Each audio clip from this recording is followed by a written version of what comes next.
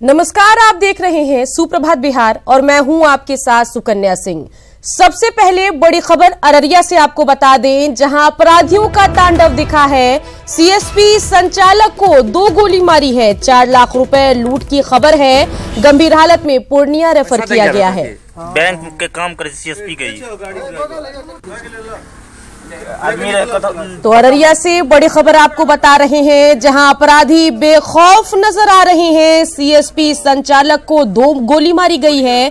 4 लाख रुपए लूटे भी गए हैं। गंभीर हालत में सीएसपी संचालक पूर्णिया रेफर किए गए हैं, जहां डॉक्टर उनकी इलाज में जुटे हुए हैं। तस्वीरें आपको दिखा रहे हैं और तस्वीरें अररिया से हैं, जहां अपराधी बेखौफ नजर आ रहे हैं और खुलेआम तांडव कर रहे हैं। सीएसपी संचालक को गोली मारी गई है और 4 लाख रुपए लूटे भी गए हैं। पैसा देख जा रहा था कि बैंक के काम करे सीएसपी गई। आदमी पहचान लग 3 आदमी अपाची रहे उजरा रंग के। अच्छा, पहचान लिया था मोटो झापड़े।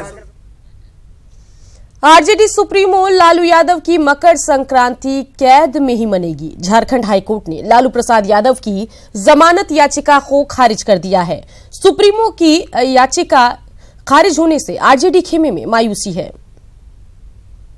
कैद में मनेगी लालू की मकर संक्रांति। झारखंड हाईकोर्ट से लालू को लगा झटका। कोर्ट ने खारिज की लालू की याचिका।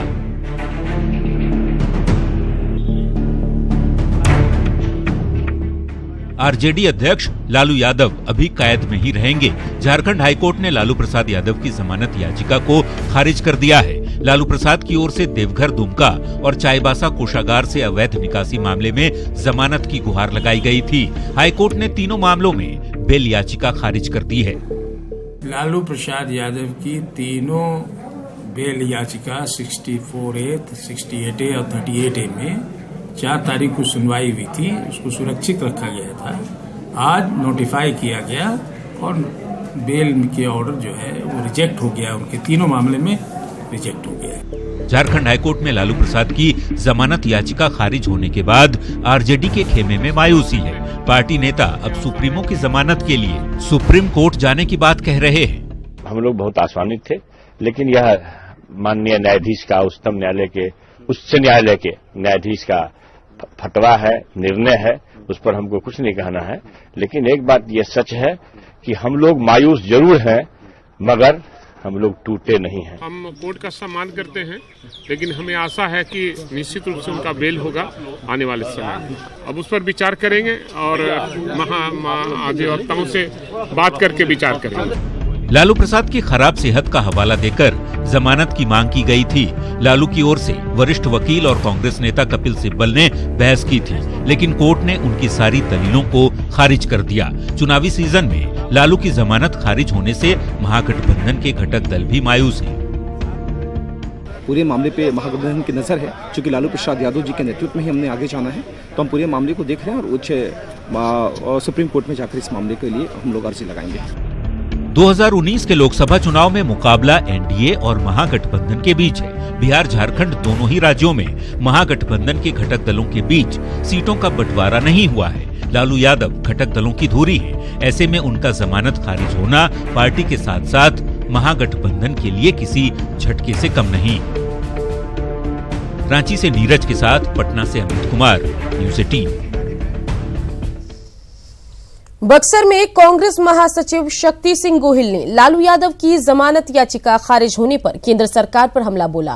गोहिल ने केंद्र सरकार पर सरकारी एजेंसियों के दुरुपयोग का आरोप के साथ ही लालू यादव को परेशान करने का आरोप भी लगाया।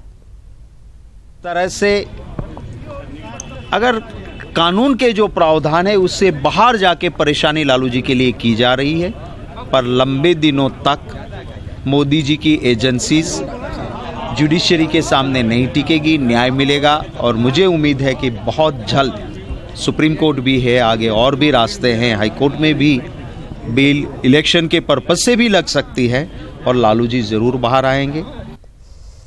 मुख्यमंत्री नीतीश कुमार का दिमागी संतुलन बिगड़ रहा है, इसलिए वो कभी उपेंद्र कुशवाहा को नीच तो कभी सहनी जी को सड़क छाप बोलते हैं। ये कहना है पूर्व मुख्यमंत्री जीतन राम मांझी का। बता दें कि जीतन राम मांझी खगड़िया में हम पार्टी की ओर से दिए जा रहे आमरण अनशन को तोड़वाने पहुंचे थे। बता दें कि 12 सूत्री मांगों को लेकर हम कार्यकर्ता पिछले 4 दिन से आमरण अनशन पर थे। तो इसकी हम लोग भर्त्सना किया है और दूसरे दिन हम लोगों ने सभी जिला हेडक्वार्टर में नीतीश कुमार का पुतला जलाया था। वो कुशवाहा साहब को कभी नीच बोलते हैं और सहनी साहब को कभी सड़क साहब बोलते हैं। ये उनकी मेंटेलिटी खत्म हो गई है। वो अब उनका दिमागी संतुलन बिगड़ रहा है और आज वहाँ पर प्रदेश में राजभवन मार्च हुआ होगा। हम तो यहाँ चले आए, आज राजभवन मार्च हुआ होगा और अगर ये दोनों बात के बाद भी अगर माफी नहीं मांगे नीतीश कुमार तो हम लोग इसके लिए आंदोलन छेड़ेंगे। नीतीश कुमार के सड़क छाप वाले बयान पर सांसद अरुण कुमार ने जमकर निशाना साधा। सांसद ने कहा कि मुख्यमंत्री को जिम्मेवारी से बयान देना चाहिए। नीतीश कुमार को सत्ता के ओझ के कारण मानसिक विकार हो गया है, जिससे इस तरह के बयान दे रहे हैं। तो मुख्यमंत्री हैं, उनको जिम्मेवारी किस तरह के शब्द का प्रयोग करना चाहिए। कभी कभी सत्ता का जो ओझ होता है ना, सत्ता का ओझ आदमी के मानसिक स्थिति में गड़बड़ी पैदा कर देता है। तो वही है, शब्द का चयन तो उचित नहीं।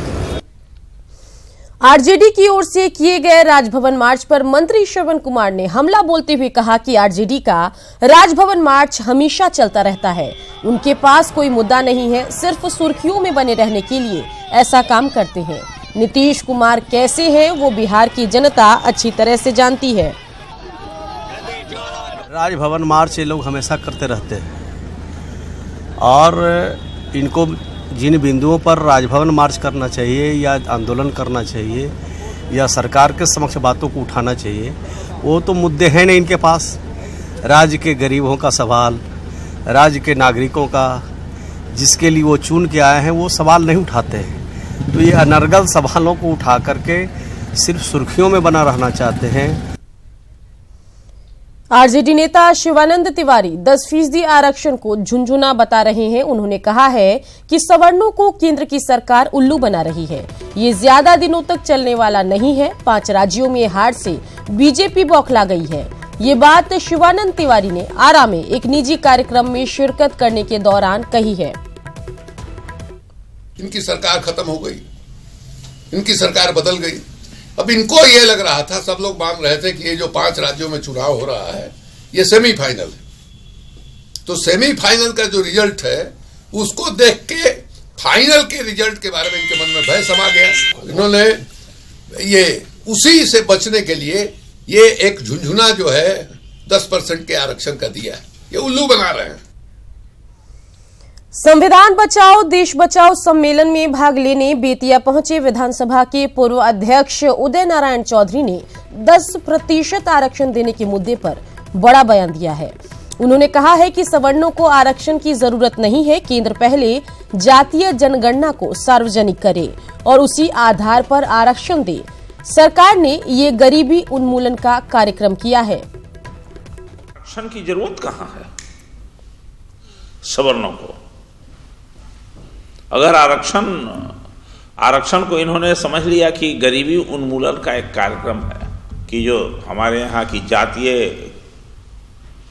गणना कराइए और जातीय गणना करा के जिस जाति की जो आबादी हो उसके अनुसार उसको दे दीजिए उसका आरक्षण अधिकार। 10% आरक्षण बिल पास होने और आरजेडी के विरोध में होने पर राजनीति तेज हो गई है। लोजपा ने आरक्षण के पास होने के बाद एक तरफ जहां प्रधानमंत्री की तारीफ की, वहीं दूसरी तरफ लोजपा के तमाम बड़े सवर्ण नेताओं ने आरजेडी पर जोरदार हमला बोला और लालू को सवर्ण विरोधी पार्टी बताया। आरजेडी इस विधेयक के विरोध में रही तो यह तो साबित हो जाता है कि महागठबंधन का जो स्वरूप है वह बिखरा हुआ है। कांग्रेस ने समर्थन दिया, RLSP का समर्थन प्राप्त हुआ, लेकिन RJD का समर्थन प्राप्त नहीं हुआ। नरेंद्र मोदी जी ने ये देश में एकता लाने की, गरीबी मिटाने के लिए इन्होंने ऐसा किया कि सबका साथ सबका विकास। अगर ये जुमला रहता तो बाकी लोग क्यों समर्थन करते? 29 दल में 27 दल समर्थन किए। इस चीज को मानिए, लालू जी अपनी राजनीति की है, लालू जी का विरोध स्वर्ण का विरोध करके ही राजनीति की है। मुख्यमंत्री के संभावित आगमन को लेकर सीएम के सलाहकार अंजनी कुमार सिंह ने अरवल के ग्रामीण इलाकों का जायजा लिया और 7 निश्चय से जुड़ी योजनाओं की समीक्षा की। इस दौरान अंजनी कुमार सिंह ग्राम सभा लगाकर ग्रामीणों से रूबरू हुए। सदर प्रखंड के अमरा पंचायत के कसोपुर गांव के ग्रामीणों से योजनाओं के बारे में बारी बारी से जानकारी ली और जिला पदाधिकारी को जल्द से जल्द समस्या के निदान को लेकर निर्देश भी दिए। वहीं छात्र छात्राओं से वार्ता के दौरान उन्होंने पोशाक राशि और छात्रवृत्ति के बारे में जानकारी ली और बच्चों से पूछा कि उनको छात्रवृत्ति और पोशाक की राशि मिलती है या नहीं।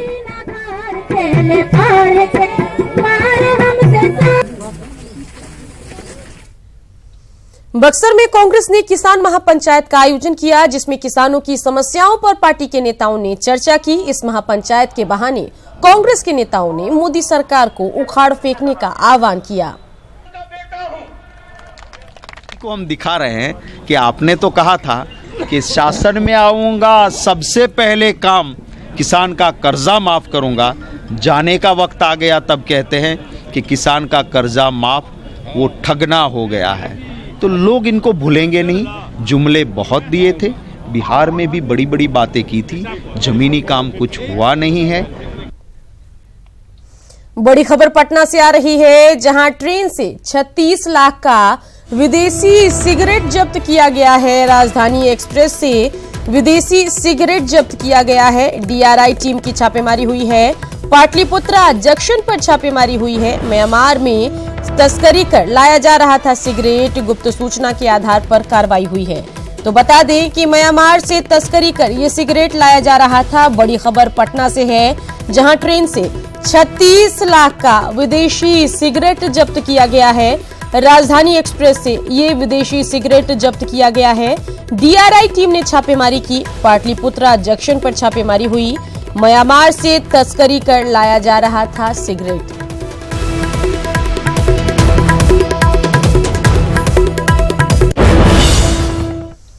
बेगूसराय के करपूरी ग्राम प्राथमिक स्कूल के बच्चे काला पानी से मुक्ति चाहते हैं। पगडंडियों से स्कूल आना जाना और भूमालिक की गाली सुनना उनकी दिनचर्या का हिस्सा बन चुका है। रिपोर्ट देखिए।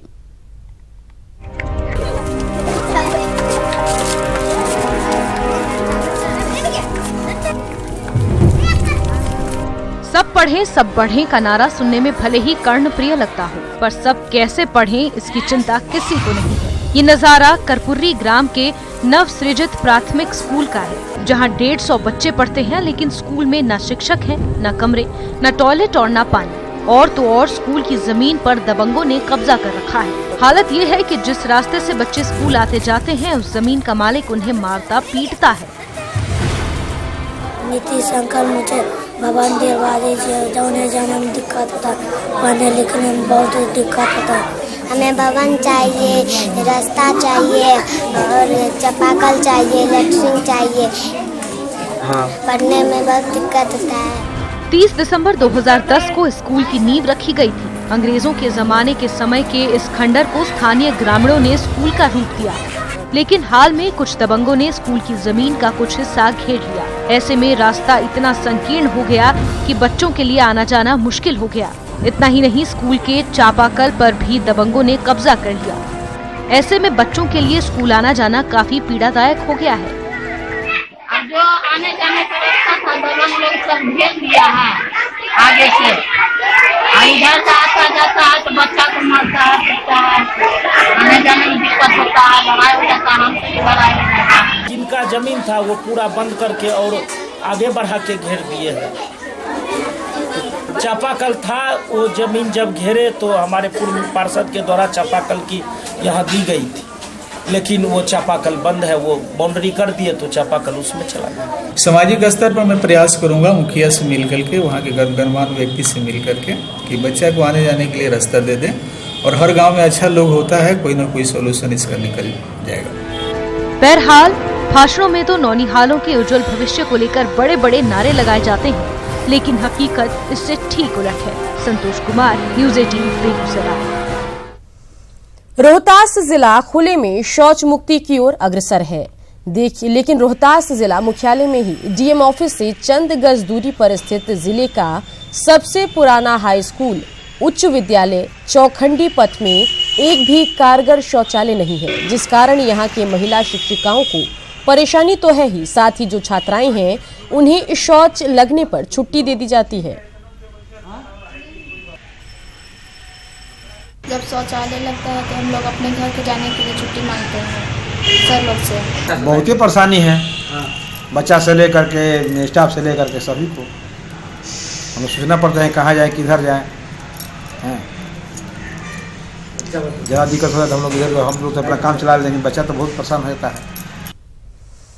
खबर बेगूसराय से, जहां अपराधियों का बढ़ा हुआ मनोबल स्थानीय लोगों के लिए परेशानी का सबब बना हुआ है। दवा व्यवसायी की हत्या के बाद अपराधियों ने एक व्यवसायी और शिक्षक दंपति से रंगदारी की मांग की है।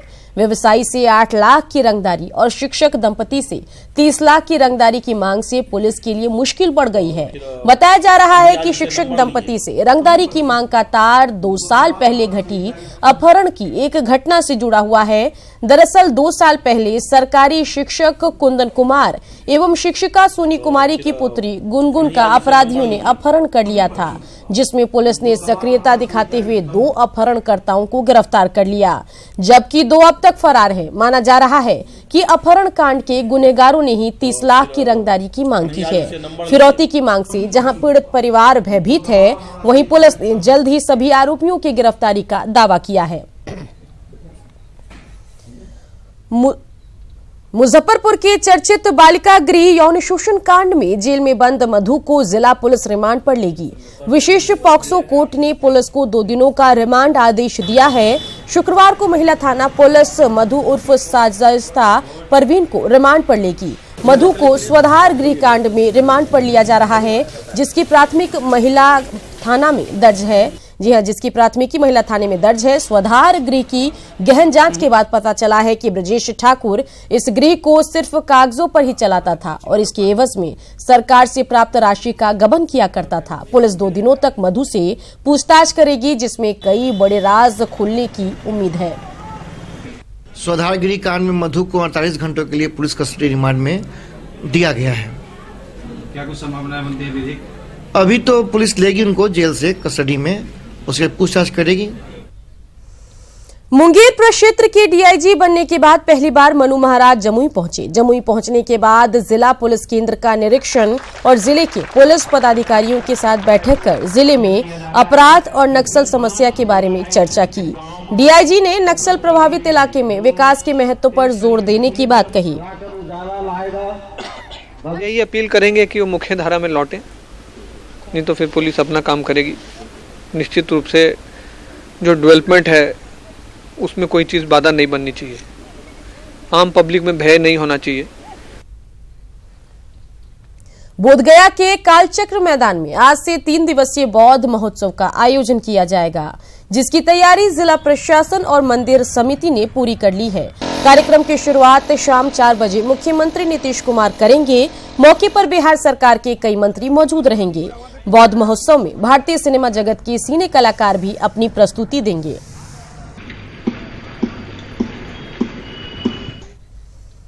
आज से 14 जनवरी तक मनाए जाने वाले गुरु गोविंद सिंह जी महाराज के 352वें प्रकाशोत्सव की तैयारियां पूरी हो चुकी है। श्रद्धालु पटना पहुंचने लगे हैं, वहीं प्रशासनिक अधिकारी भी कार्यक्रम को लेकर गंभीर हैं। रिपोर्ट देखिए। 11 से 14 जनवरी तक 352वां प्रकाशोत्सव। देश विदेश से पहुंचने लगी सिखों की संगत। बिहार के अफसर करेंगे अतिथियों का स्वागत। गुरु गोविंद सिंह जी महाराज के 352वें प्रकाश उत्सव को लेकर सिख श्रद्धालुओं के पटना सिटी पहुंचने का सिलसिला जारी है। सिख श्रद्धालु कंगन घाट के पास बने टेंट सिटी पहुंच रहे हैं। टेंट सिटी में श्रद्धालुओं के ठहरने के लिए काफी बेहतर व्यवस्था की गई है। व्यवस्था को देखकर श्रद्धालु बिहार सरकार की जमकर प्रशंसा कर रहे हैं। हम उनका बहुत आभारी हैं, धन्यवाद करते हैं। थैंक्स उनका बहुत बहुत, हमारी सभी संगत के द्वारा। आप लोग कितनी संगत लोग आए हैं? हम 2 से। बहुत बहुत धन्यवाद है मुख्यमंत्री के, जिसने इतना बनाया है कि जो हिंदुस्तान ਦੇ ਵਿੱਚ कोई मुख्यमंत्री नहीं बना सकता। बहुत ज़्यादा हेल्प करते हैं। सामान तो उठाने नहीं देते, सेवादार खुद लेके जाते हैं। बहुत खुशी की बात है जी। कहीं कोई दिक्कत नहीं है। भगवान इनको चढ़ती कला रखे। बहुत खुशी हुई है हमारे आपको देखकर। 352वें प्रकाश उत्सव को लेकर पुलिस महानिदेशक KS द्विवेदी ने पटना सिटी का दौरा किया और सुरक्षा व्यवस्था का जायजा लिया। पुलिस महानिदेशक ने पुलिस अधिकारियों को कई आवश्यक दिशा निर्देश जारी किए। वहीं DM ने कहा कि श्रद्धालुओं को कोई दिक्कत न हो, इसका ख्याल रखा जा रहा है। बंदोबस्त के दृष्टिकोण से देखने आए थे और धर्मदान भी हम लोगों ने उठाया। तो व्यवस्था से आप कितना संतुष्ट हैं? सुरक्षा क्या इंतजाम किए गए हैं? संतुष्ट हैं और पूर्णता तैयार है, और जिन चीजों की कमियां हैं हमने अपने अफसरों से बात की है, उसको भी हम पूरा करेंगे और ऑफिसर्स का डेपुटेशन कुछ करना चाह रहे हैं। कितने फोर्सेज की तैनाती कर दी गई है सर? यहाँ 3000 फोर्स यहाँ लगा हुआ है। 40 हेल्प डेस्क लगाए गए हैं, जिसमें लगातार जिला प्रशासन की टीम वहाँ मौजूद रहेगी, मेडिकल की टीम मौजूद रहेगी। इसके अतिरिक्त पार्किंग स्थल भी चिन्हित किए गए हैं। श्रद्धालुओं को कोई दिक्कत नहीं हो, इसके लिए परिवहन की भी सुविधा दी गई है और सिटी बसेस चलाई गई हैं। देश विदेश से आने वाली संगत की सुरक्षा और सुविधा के लिए पटना तैयार है। अतिथियों का स्वागत स्वयं को सेवादार मानकर प्रशासनिक अधिकारी करेंगे, ताकि बिहार से अतिथि बेहतर संदेश लेकर जाएं। न्यूज़ 18 के लिए पटना से मनोज सिन्हा के साथ रवि। बड़ी प्रभात फेरी के साथ ही गुरु गोविंद सिंह जी महाराज के 352वें प्रकाश उत्सव का आज से आगाज हो गया। पटना सिटी के तख्त श्री हरमंदिर से पंच प्यारों की अगुवाई में श्रद्धालुओं द्वारा बड़ी प्रभात फेरी निकाली गई, जो तख्त परिसर से शुरू होकर नगर भ्रमण करता हुआ वापस तख्त श्री हरमंदिर पहुंचा। गाजे बाजे के साथ, हाथी और घोड़े के साथ निकाले गए इस बड़ी प्रभात फेरी में हजारों की संख्या में श्रद्धालुओं ने भाग लिया।